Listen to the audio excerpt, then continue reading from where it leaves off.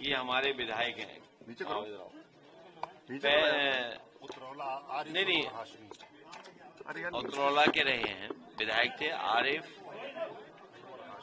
अनवर हाशमी जी, और इनके ऊपर लगभग 30 मुकदमे फर्जी लगाए गए। 30 मुकदमे। पहले कितने महीने जेल रहे? पहले 16 महीने रहे। 16 महीने जेल रहे, फिर 11 महीना जेल रहे, और उसके बाद 8 से 9 महीने, और 8 से 9 महीने जेल रहे। बताइए आप। जाहिद बेग भी रहे कुछ दिन। अच्छा, आदरणीय आजम खान साहब का आपको पता ही है, जाहिद बेग यहीं था। अब मान लो यहाँ किसी कोई मर जाए यहाँ पर, तो हम जेल चले जाएंगे क्या? आया रामेश्वर, उनका भाई, कितने नाम ले, रमाकांत यादव, कानपुर के इरफान सोलंकी। तो ये भारतीय जनता पार्टी टारगेटेड जानबूझ करके अपमानित करती है, और अपमानित इसलिए करती है कि किसी इमोशन में आकर के कोई एक ऐसा स्टेटमेंट आ जाए जिससे बीजेपी को लाभ पहुंच जाए। ये जो भी अपमान किया जा रहा है, चाहे समाजवादी पार्टी की सांसद इकरा हसन के साथ हो, या किसी अन्य समाजवादी पार्टी के पदाधिकारी या सांसद या विधायक या सदस्य के ऊपर जानबूझ करके भारतीय जनता पार्टी के लोग अपमान कराते हैं, करते हैं, प्रशासन के भी माध्यम से, और वो इंतजार करते हैं कि इमोशन में आकर के, किसी भाव में आकर के कुछ ऐसा बोल दें जिससे भारतीय जनता पार्टी पॉलिटिकल लाभ उठा ले। ये भारतीय जनता पार्टी की सांप्रदायिक और बंटवारे की, बांटने की, डिवाइड एंड रूल की राजनीति चलेगी नहीं। उत्तर प्रदेश की जनता, पीडीए के लोग मिलकर के भारतीय जनता पार्टी का सफाया करने जा रहे हैं इस बार। त्योहार पे बहुत बधाई आपको, और जब त्योहार है तो महंगाई महसूस कर रहे होंगे लोग। आज महंगाई उनके सामने है, और कभी गाना बना था कि महंगाई डाइन खाए जाते।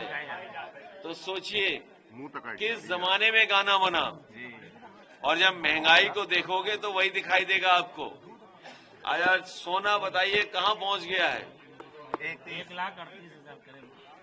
1,30,000 के ऊपर चला जा रहा है, और सरकार का पक्ष अलग है। एक मिनट जाइए, सरकार का पक्ष अलग है। चांदी कहां पहुंच गई है? सरकार दूसरा पक्ष अपना देखेगी, लेकिन कहीं न कोई षड्यंत्र, कहीं न कहीं साजिश, या कहीं न कहीं कुछ ऐसा चल रहा है जो हमें आपको नहीं पता है। कल को हो सकता है सोना नीचे कर दें।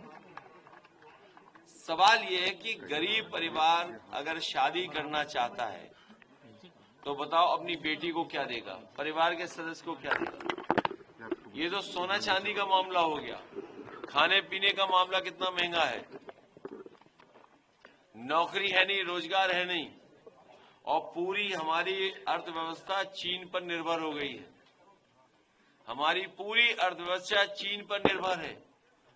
सोचिए, कल्पना कीजिए, चीन पर निर्भर जब अर्थव्यवस्था हो जाएगी तो न केवल आपका बाजार खा जाएगा चीन, जमीन भी आपकी छीन लेगा।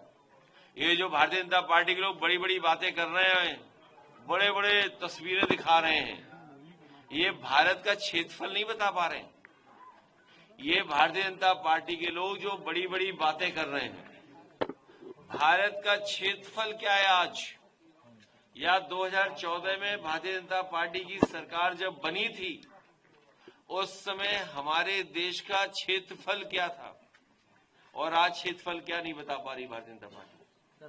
आप भी पूछ लो, अगर आपको बता दें, हमें तो बता नहीं रहे, शायद आपको बता दें।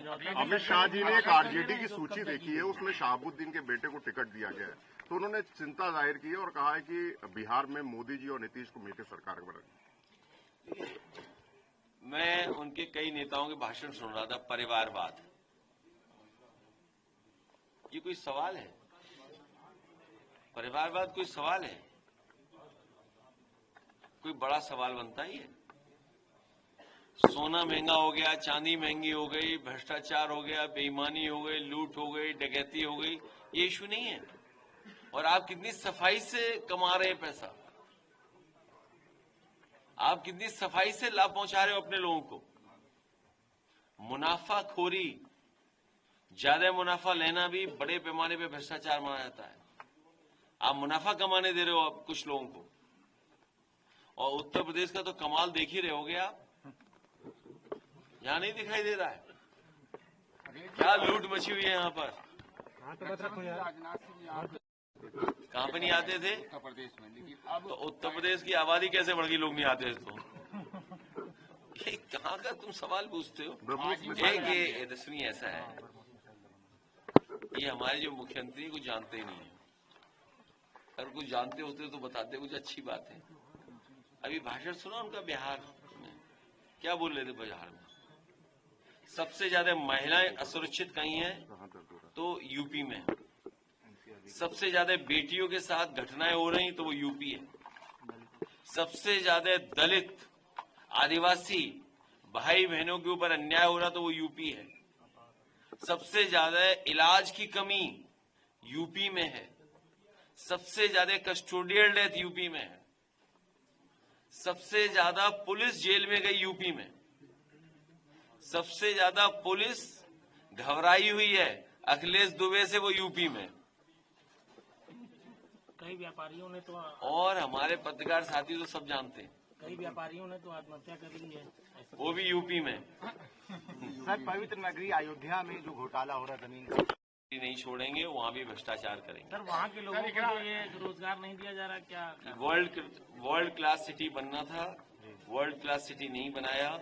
लूट के भ्रष्टाचार कर करके अयोध्या का नाम और खराब कर रहे हैं।